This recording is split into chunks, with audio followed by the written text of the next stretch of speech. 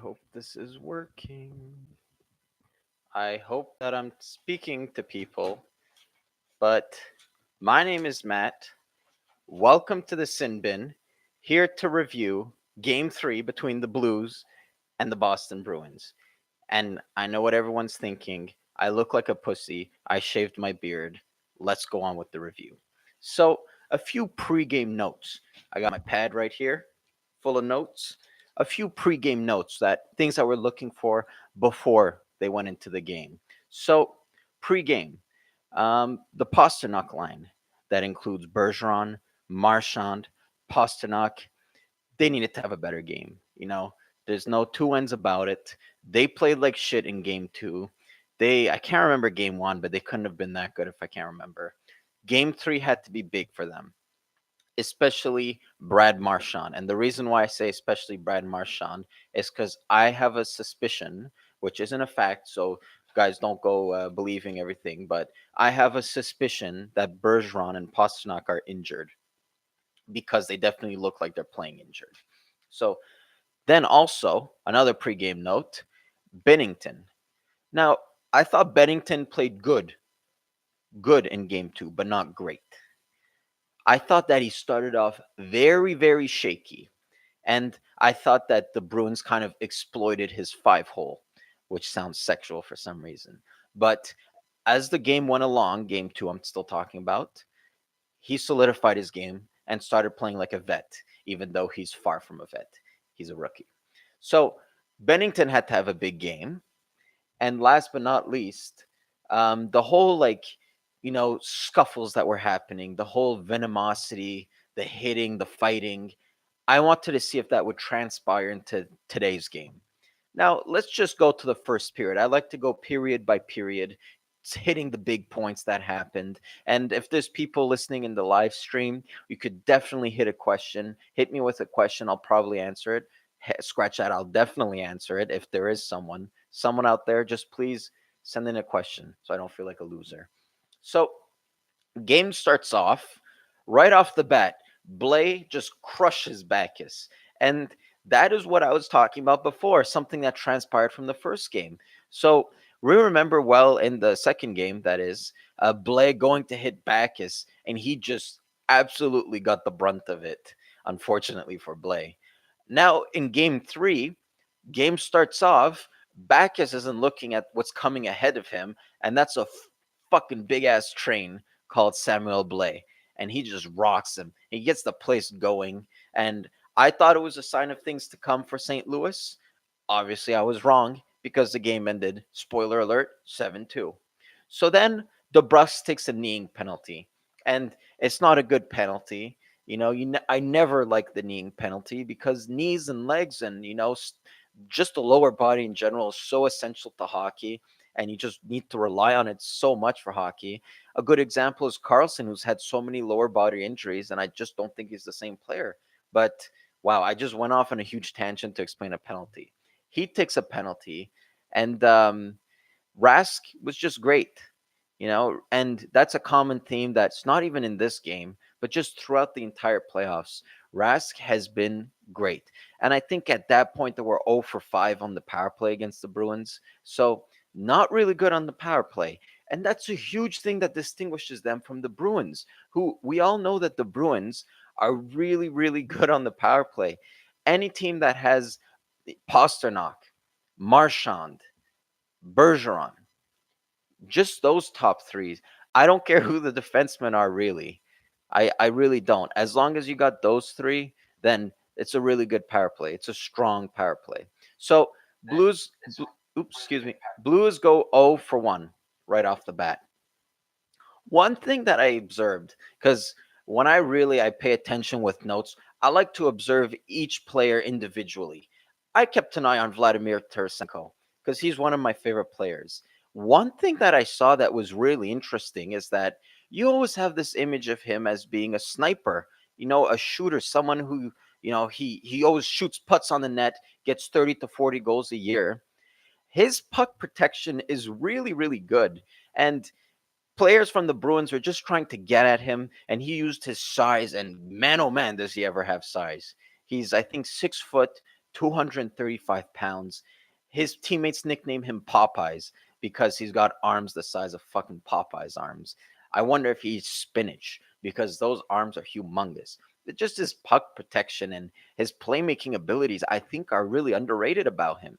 And even in game two, that pass he makes to Schwartz, that saucer backhand, other end of the rink, that was a really nice pass. So other player that I paid attention to was Robby Fabbri, because the reason why I paid such attention to him is because Fabbri played in the World Juniors for Team Canada, and I remember when this player was coming up in the system, he was viewed as one of the brightest prospects for the Blues.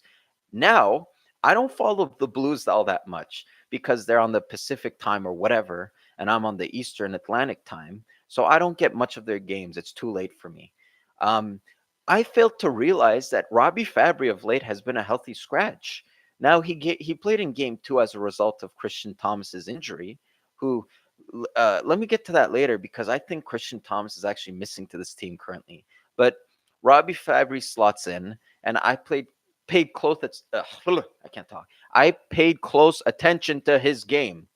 And there's a play in the first period where Nordstrom was all alone in front, and Robby Fabbri just came back and dove and hit the puck out of harm's way. And I like to see plays like that, just those clutch energetic plays. And I've been listening to Darren Pang, who I guess is the color guy for the St. Louis Blues, and he just describes Robby Fabbri as a dog on a bone. He's a motherfucking dog on a bone, and he's just after the play constantly. And I like that about him. That being said, I think he had somewhat of a quiet game. And maybe that's a result of playing on the fourth line. Sometimes you don't get as much as an opportunity playing with less talented, I'll say, players. But I definitely did like that play on Joachim Nordstrom. By the way, did you guys notice, and I wrote in my notes, Joachim Nordstrom kind of looks like David Spade, but somehow more drunk and washed up. Just a little fun little tidbit. Maybe you guys can Google it, make a comparison, and look at it. But definitely some David Spade comparisons to be made. Now, Bennington, uh, as you guys knew, as I let you guys know in the first opening minutes, I think he's a little shaky. I know. The reason why the Blues turned around their whole season, starting from the bottom, working their way all the way to the Stanley Cup final, Bennington is in huge part due to that. And even the first game he played against the Flyer, he right off the bat gets a shutout. That's kind of signs of things to come for this young man's career. But that being said, in this series against the Bruins, forget the other series. I'm just looking at this series because this is the important one. It's the finals. In this series against the Bruins, I think he's been kind of shaky at times. And I let you guys know about the 5-hole. I think the 5-hole is kind of an issue. And I said in my previous review that Bennington actually played for the Providence Bruins, which I didn't know of. Something really rare happened. So he's obviously part of the St. Louis system. The Providence Bruins were missing a goalie. So what happened? The St. Louis system borrowed Bennington to the Boston system. And that's how he got to play for the Providence Bruins because they were basically going to send him back to the ECHL because there was another young goalie, Jared Husso, who kind of took his place and outplayed him. And he's like, no, I don't want to go there. I'll play for any other team. And lo and behold, he played for the teams, or should I say the team's farm system that he'll later confront in the Stanley Cup finals. But all that to say, it's a long and winded thing to say that I just think he was kind of shaky in the first few games, especially the beginning of game two. He kind of solidified as the game went along. But right off the bat in the first period, that save he made on Pastrnak, that was a beautiful athletic save. And it kind of was lucky because Pastrnak didn't get all he wanted on that. We saw the puck kind of fumble and jumped. And due to that, he didn't get much air on it, didn't get much elevation. And had it not made that little fumble, you would probably see a 1-0 lead way earlier than it actually happened. But that being said, let's get to the opening goal. So it came on the power play. Bergeron tipped it in, and Bergeron is absolutely one of my favorite players. And it was a beautiful pass by, I think it was Torrey Krug. A beautiful little pass, tips it in. Bennington can't do anything on that one. The thing is, Goalies are so good nowadays. It's so rare to beat them on just a clean shot. You need to get your fat ass in front of the net, get some dirty tips, and get some garbage goals. And that's exactly what the Bruins did on the first goal. So Bergeron tips it in. And let me just say, I've never been a Boston fan. I've been born and raised a Montreal Canadiens fan. And I never liked most of their players. That being said, I've always made Patrice Bergeron the exception. I think he's a phenomenal player, and I think that he definitely belongs in the Hall of Fame. He's like a modern day Bob Gainey, and big fan of Patrice Bergeron. And one other player who's inserting himself in that exception category is Charlie Coyle. He doesn't get distracted as playing that big and bad game that the Bruins are labeled by. He just goes out there, plays some nice, clean, beautiful, poetic, any adjective you want to put it, hockey. And he got a goal later tonight, and we'll probably get to that later. And so Tampa Dash Cammer writes in the chat, it seemed like every goal was tipped. Crazy night. Yeah, I definitely agree, Tampa. Every goal, or almost every goal, was tipped. And a goalie of the caliber of Bennington, or I'll go as far to say any goalie in nowadays NHL, if they're good enough to make the NHL, it's rare you're just going to beat them on some clean shot from the blue line. You need to get bodies in front, and that's what I like that St. Louis does on their power play. They just park Patrick Maroon right in front of the net, and he's got a fat ass, one of the fattest ass in the NHL, and he's got a fat beard, and he just screams Rask.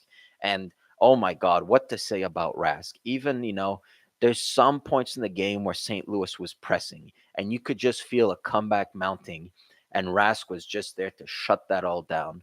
And I know he gets a lot of flack, but I always kind of liked him as a goalie.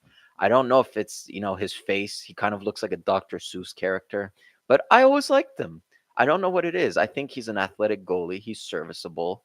Um, Controversial. I actually think that he's better than Holtby, and Holtby won the Vesna a year or two ago. But yeah, I think if say Rask were on the Capitals last year that they won, I think that no one would be talking about him the way they are now. So I noticed something that happened in the crowd. So the Blues fan were chanting, "Bruins suck, Bruins suck." And if you follow the channel a little, I always get tripped up on the two because Bruins and Blues are very, very similar words. So when the Blues fans say Bruins suck, an old lady might be sitting down there and hear it, and she thinks she's hearing Blues suck, Blues suck. So it kind of sucks that these teams has a really similar name, Blues and Bruins, same first letter, same number of letters, etc. I don't know why I just went on a tangent on vocabulary, but with me, you get the full package. I evaluate everything. I'm an expert. I evaluate everything. I'm not an expert. So then a really interesting play happened. And if you're subscribed to Sportsnet, you can definitely see it on their channel. But Braden Shen goes to hit Pasternak, and Pasternak kind of avoids him at the last second, and Shen explodes. And I think that's just the right word to describe it. He explodes in the air, and he kind of almost does a front flip. And that was really, really funny to see. At first, I thought that there was indeed a contact, but what's funny is that the front flip kind of resulted from him avoiding the hit. And let me just say something. Pasternak better count his lucky stars that he didn't connect with that hit. Because had he connected in that hit, he would have just been blown all the way back to those Dunkin' commercials he makes. So thank God for Pasternak. He would be having much more missing teeth than he already does. So as I turn the page. So I already talked about Nordstrom looking like a washed up David Spade. Let me go on to the next point. So Charlie Coyle goal.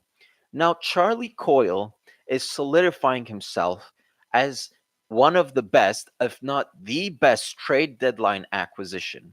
And teams at the trade deadlines often make stupid decisions. We saw it with the Columbus Blue Jackets, who they kind of went all in at the draft. They went for Duchesne. They went for Dzingel. And lo and behold, they eventually lost to these Boston Bruins.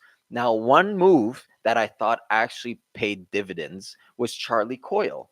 Now he's been just lights out.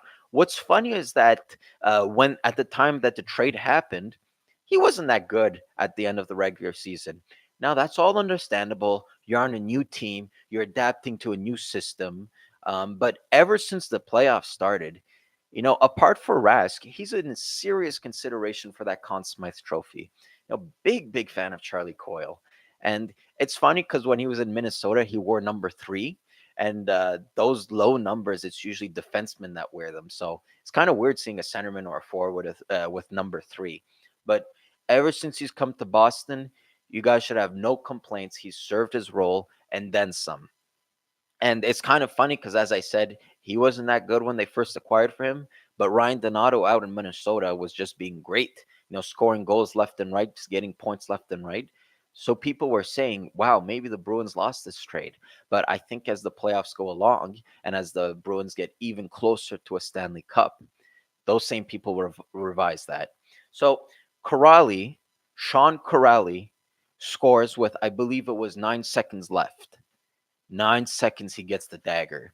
And it's at that moment where I realize, wow, St. Louis is going to have a tough time on this one because it's 2-0.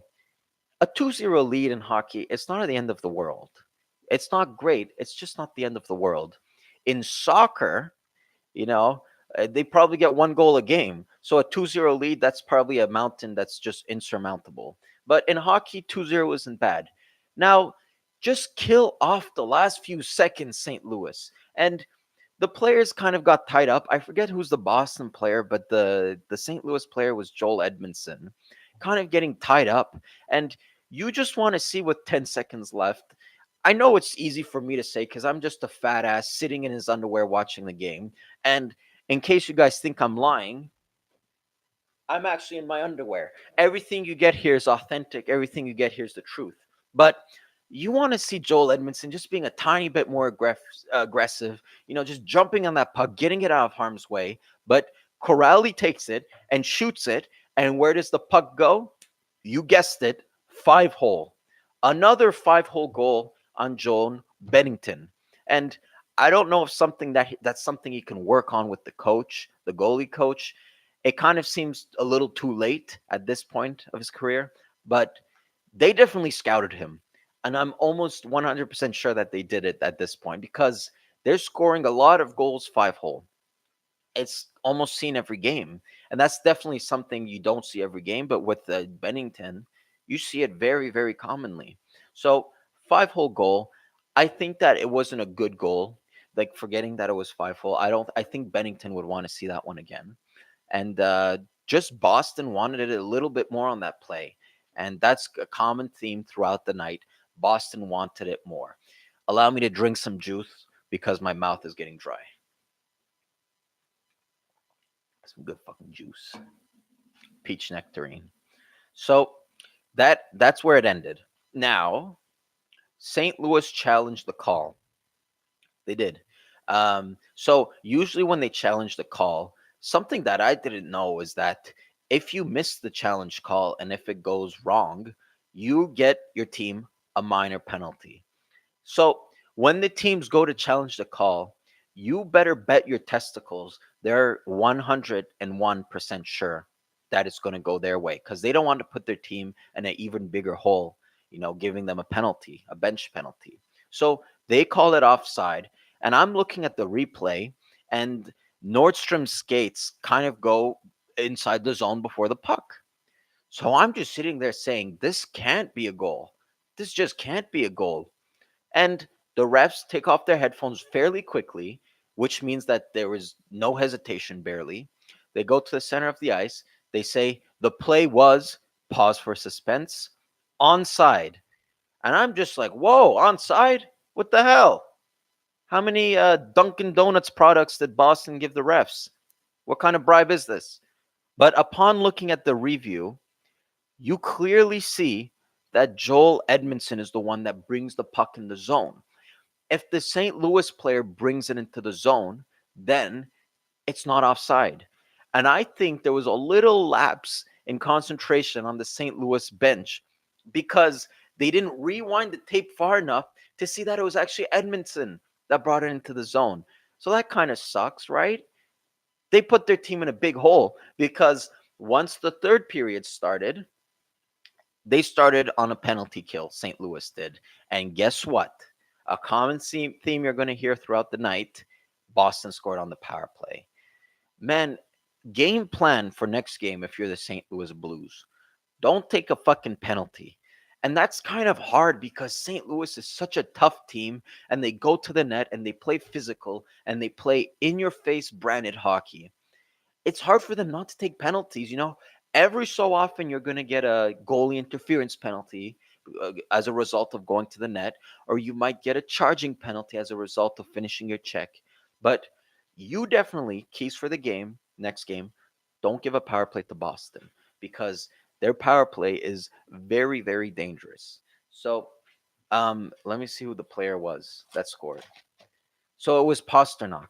And I love to see Pasternak getting involved because he is probably the player with the best contract. I think he only makes 6 mils, which in hockey isn't all that much. And what he gives is something like a 10 million player could give. So they definitely got really, really good deal for Pasternak. And, he hasn't been playing his best hockey in games 1, 2.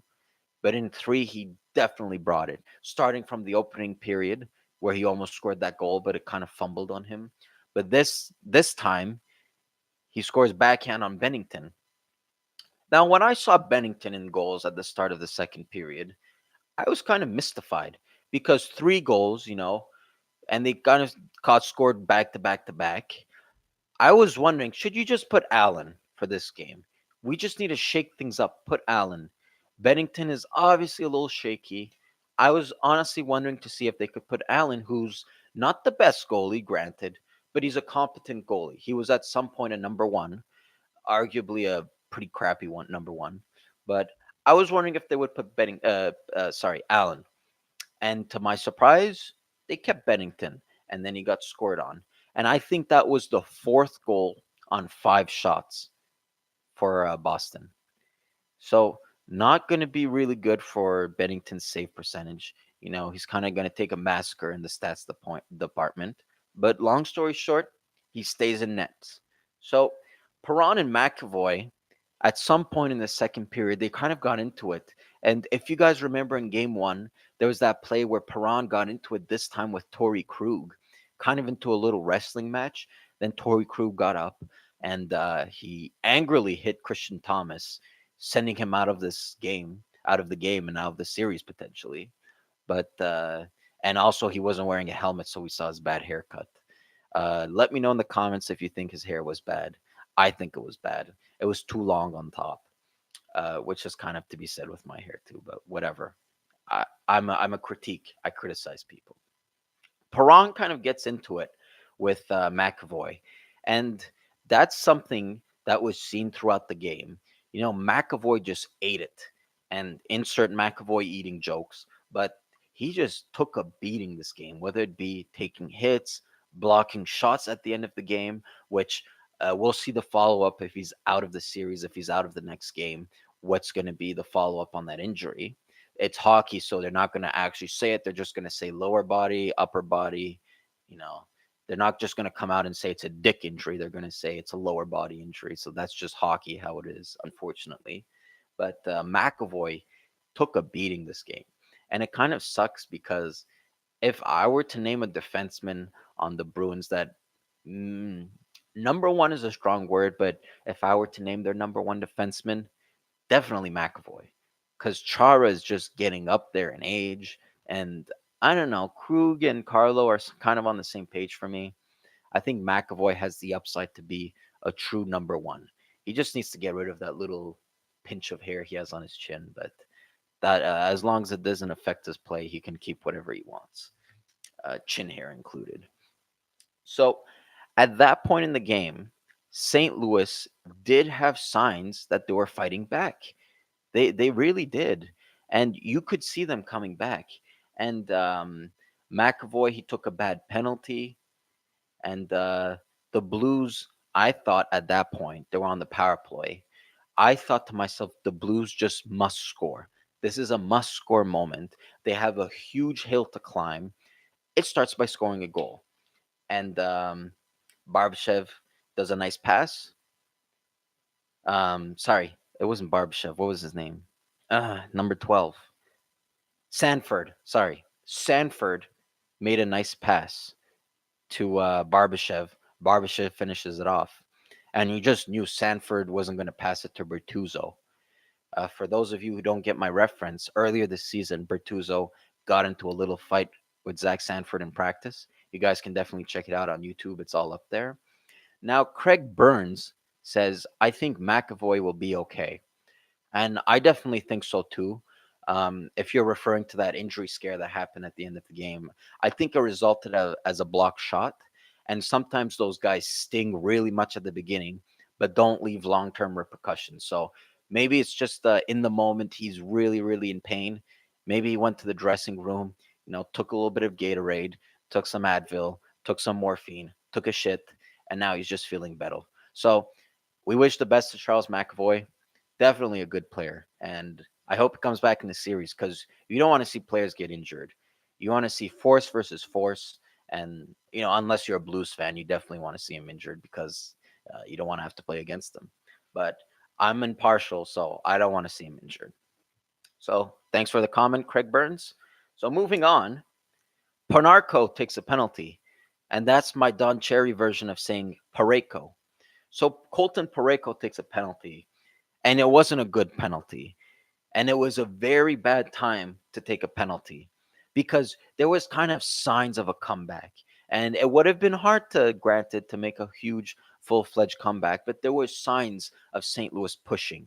And when he took that penalty, it's like you build a humongous, beautiful sundae, and instead of dropping a cherry at the end and just on top, really nice there, putting a nice little cherry, you smack a piece of shit. That's what it was like. So he takes a penalty, and the way that Boston's power play has been going, it's just been on fire. And I was just thinking, there's going to probably be one where they don't score, and boom, they score again.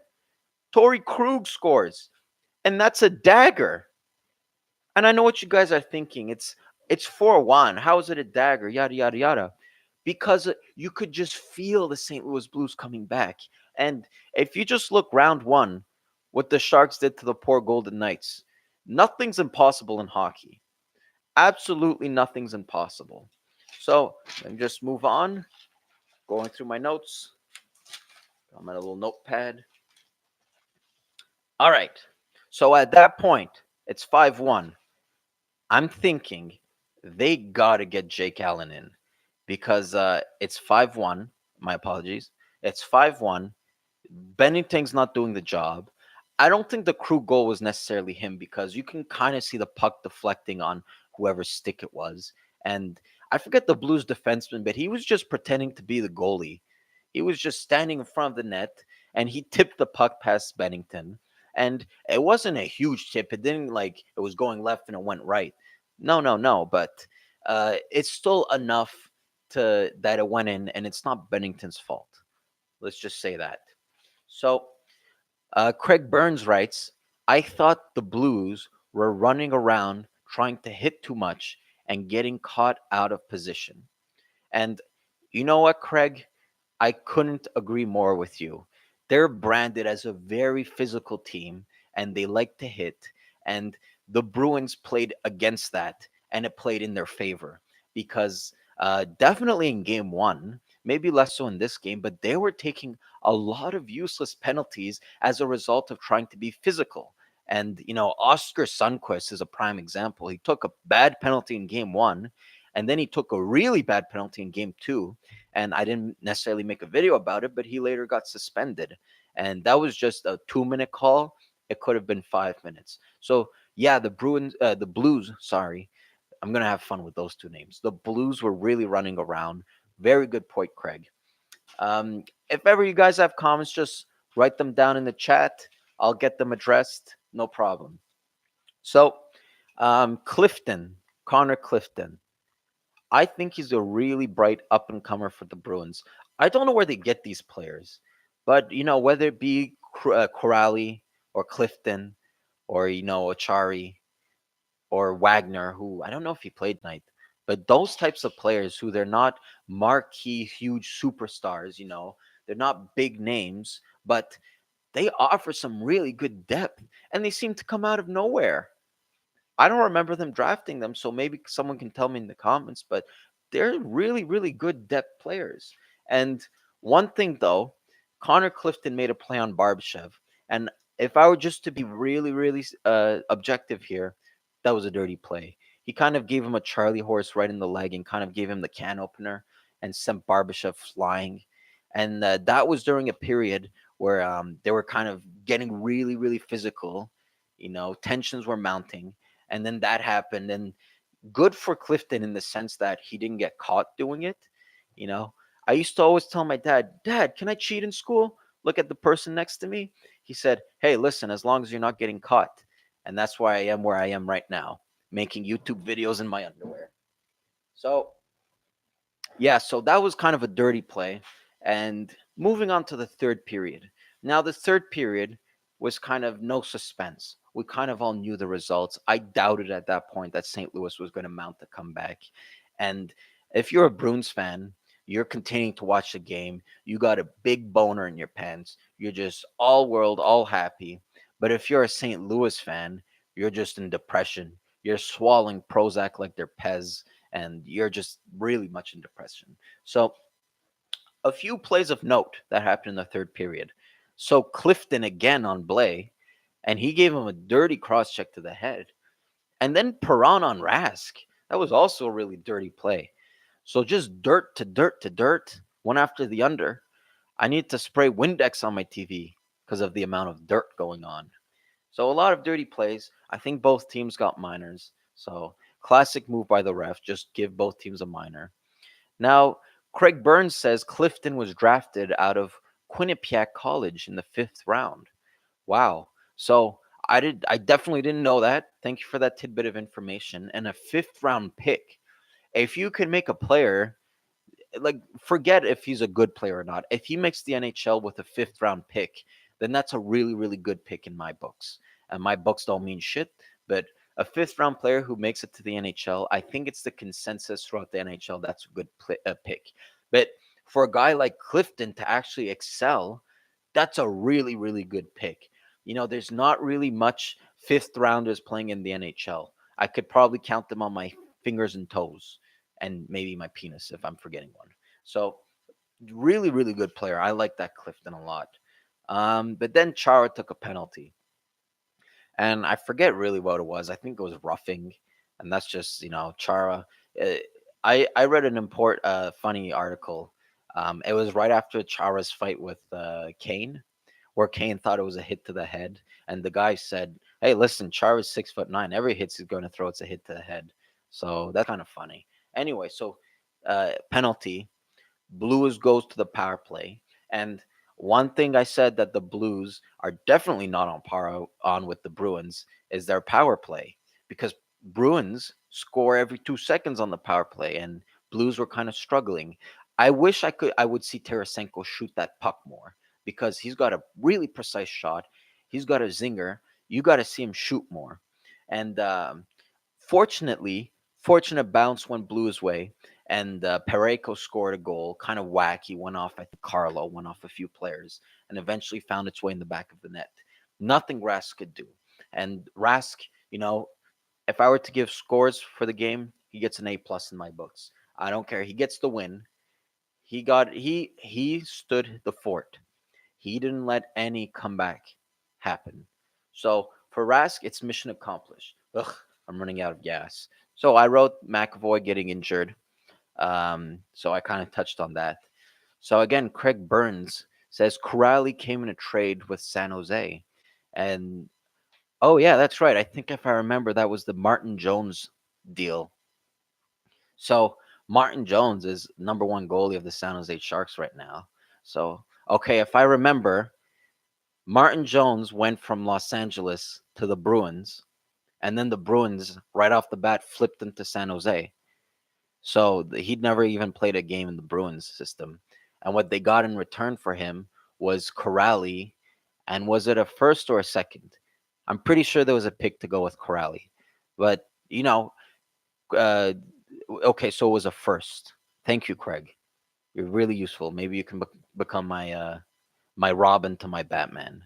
So for a first, now if you get a first and Sean Corrali for Martin Jones, maybe that's not a win, but it's a win-win situation for the Bruins because Martin Jones is the number one goalie for San Jose, and Corrali is just a great depth player. And on top, they get a first out of it.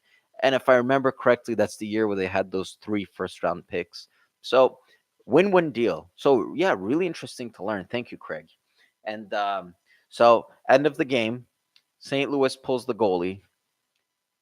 Boston scores, becomes 6-2. And then Boston yet again on the power play, and I think they were 3 for 3, make it 4 for 4 because Johansson scores 7-2. Johansson, who I think had a really quiet game, but hey, when your team's winning 7-2, who gives a shit? So they score. That was the it wasn't a dagger. It was 6-2 before that. So yeah, 4-on-4 for the power play for the bees. Not bad. I wouldn't say. Look, this is just my warning because I've been listening to the radio here in New England. There's some fans that are just, they're waiting for the Stanley Cup. They think they already have it. Okay. I'm not going to say that you guys aren't the favorites. I'm not going to say that you guys won't win it. I'm just saying temper your expectations. Temper it a little bit because these Blues have a lot of fight in them. And we saw it in game 2. If they have a game like they did in game 2, okay, we got a series. But that being said, I don't think there's anything they can do against the Bruins, really, unless a huge turn of event happens. I know it's 2-1, and it's not like it's 3-0 in the series. It's just 2-1. But I look at the skill on the Bruins, and I see much more skill than on the Tarasenkos. It's getting late when I call the Blues the Tarasenkos. Than on the Blues. And yeah, Craig. So whoever dictates the tempo will win. Yeah, that's really, really, that's right. You hit it on the nail, and that's kind of the case with every hockey game. Whoever dictates the tempo will win. I think Bennington. One thing I will say, if I had to make notes going into the next game, Bennington needs to play a much better game because I don't think he was necessarily bad, but I don't think he gave his team an opportunity to win. Okay. So Bennington maybe, gain a few pounds. I look at the kid, I think he's like what, a buck 50 wet. He's a skinny dude. Go to the Boston, eat some Boston donuts, get some Dunkin' Donuts with Pasternak. So Craig Burns, am I officially co-host? Hey, absolutely. Listen, the salary sucks. It's $0. But yeah, sure, co-host, You could be my official moderator or whatever the kids call it, you know. So I think I'm gonna end it here. It's been a pretty long video, pretty insane night. Hopefully game 4 will be better in terms of entertainment. Because not that it wasn't an entertaining game, it's just that 6-1 or 7-2 or whatever it finished, there's not much suspense. It's not like the game that went to overtime the previous game. So, without ado, my name is Matt, signing off. Thank you all for listening. How do we shut this? How do we shut this?